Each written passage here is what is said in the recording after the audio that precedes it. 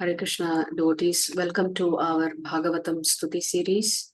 So today we will do shloka number 24 of chapter 7 of canto 1 called the Arjuna Stutis.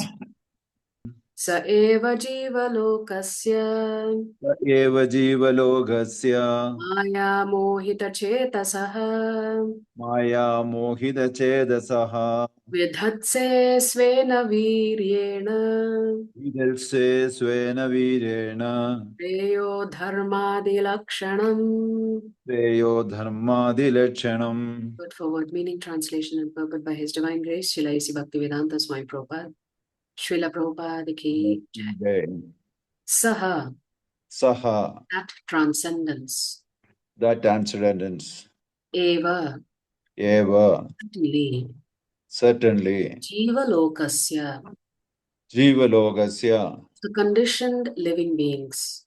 of the conditioned living beings. Maya mohita, Maya mohita, captivated by the illusory energy. captivated by the illusory energy. Chetasaha, Chedasaha, by the heart. influence. By the heart. Influence. Sveha. Chetasaha, you're going one line. Yeah, Chetasaha, by the heart. By the heart, sorry. Vidatse, Vidatse, execute. execute. Svena, Svena, by your own. by your own. Viryena, Virena, influence. influence. Shreyaha, Shreyaha, ultimate good. ultimate good. Dharma adi, Dharma adi, four principles of liberation. four principles of liberation. Lakshanam, Lachanam, characterized by. characterized by. Translation. And yet, though you are beyond the purview of the material energy, you execute the four principles of liberation, characterized by religion, and so on, for the ultimate good of the conditioned souls. Hare Krishna. So here Arjuna is continuing to address Lord Krishna, and in the purport, if we read the purport to the 24th shloka, Prabhupada writes a very short purport. He says, the personality of Godhead Sri Krishna, out of his causeless mercy, descends to the manifested world without being influenced by the material modes of nature.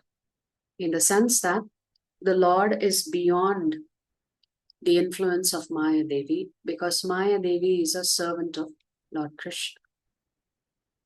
He is eternally beyond the material manifestations. He descends out of his causeless mercy only to reclaim the fallen souls who are captivated by the illusory energy. I was just reading Prabhupada's lecture on this particular shloka, and Prabhupada explains the word condition so beautifully. He says, why do we use the word conditioned? Because you have to fulfill a particular condition, and therefore you are called conditioned. And Prabhupada uses a wonderful example. He says, so let us say I have to go from India to the United States. There are so many conditions I have to fulfill. First condition, I have to have a passport. Second condition, I have to have certain health exams done. Third condition, I have to have a visa. And so on, like this, you have to fulfill one condition after another before you can actually go from India to the United States. So similarly, the soul is called conditioned because they are conditioned to be Maya, Mohita, Chetasaha. They are captivated by the illusory energy. In the sense, they get completely distracted from Krishna.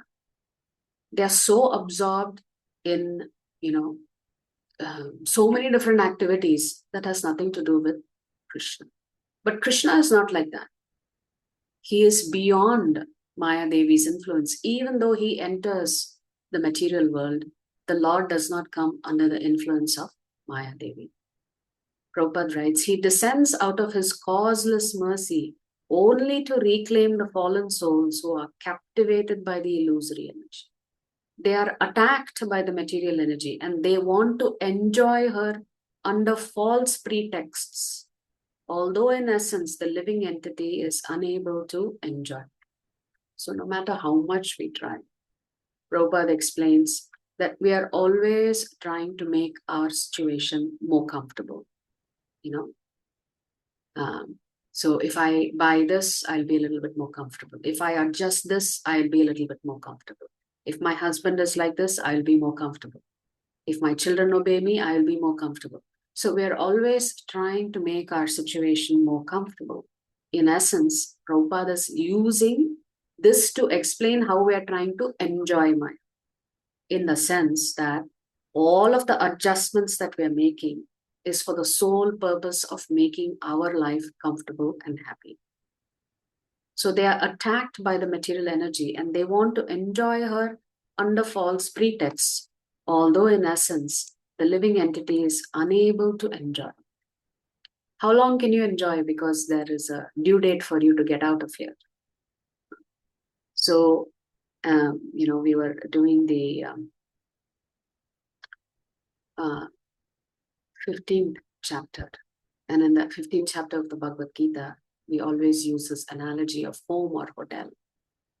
Imagine if you go to a hotel and you start, making it very comfortable, like as if you're going to stay there forever. You're making adjustments, you're putting your family pictures, you're decorating the hotel room, all of that. If anybody tries to do that, they, certainly people will call them crazy. But that's exactly what we are doing here. This place is temporary. This is just a hotel. This is just a pit stop for us. Barely seconds we live. Seconds in the context of time. Barely seconds we live, but we are trying to make so many adjustments. So one day you're going to get kicked out of the hotel and you will just move to another hotel in your next life. So we're just constantly changing rooms and hotels, from luxurious hotels to, I don't know what, Koyo rooms or ginger hotels or whatever it is. But we're constantly trying to make adjustments. But we will never be able to enjoy ourselves here because this is not our eternal home. How can you be happy in a place that does not belong to you? In a place where all the people are suffering, how can you be happy? So you have to return home. So in that 15th chapter, the solution the Lord gives is, first of all, understand your real identity. Fix your designation. What is my designation? Eternally, I am a servant of Krishna.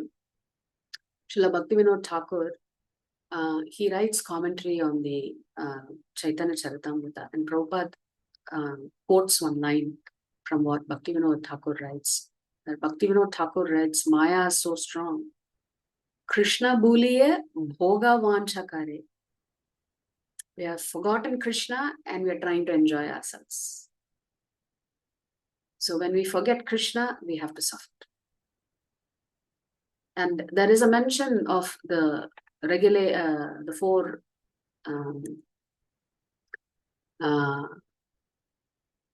principles of liberation here. And I was reading a commentary on this 4 principles of liberation by His Holiness Kadamba Kanana Swami Maharaj. And we know the 4 legs of Dharma, right? This intoxication, gambling, illicit relations, and so on. So Kadamba Swami Maharaj says, one time a reporter, or rather a policeman in New York, asked Srila Prabhupada, what is it that you guys have to give up? Because everybody is dressed in very simple clothes, right? Including all of the Americans. Prabhupada was dressed in his sannyasi attire. And Prabhupada gave a brilliant answer. So what do you think Prabhupada said? Prabhupada said, you have to give up suffering. You have to give up suffering to go back to Krishna. That's all you have to give up, which is so difficult for us to do. We are so caught up in so many complex situations in life. We create complexities for ourselves. And Prabhupada's answer was brilliant. All you have to give up is suffering. If you want to be liberated, you have to give up suffering.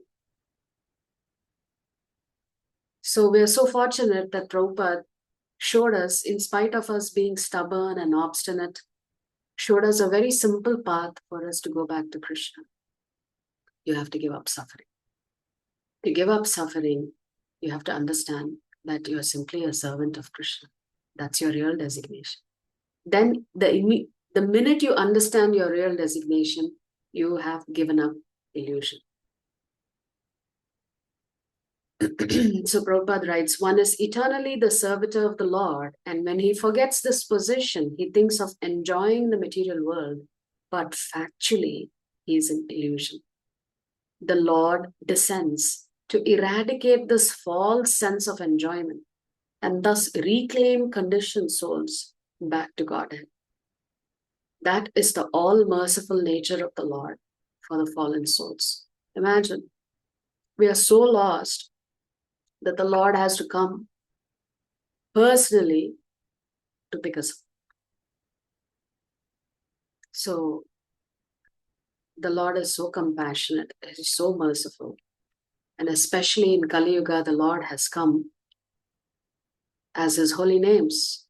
So simply by chanting Hare Krishna, Krishna Krishna, Hare Hare, Hare Rama, Rama Rama, Hare Hare, we will all get liberated. And through this, we just have to give up suffering. That's all we have to do.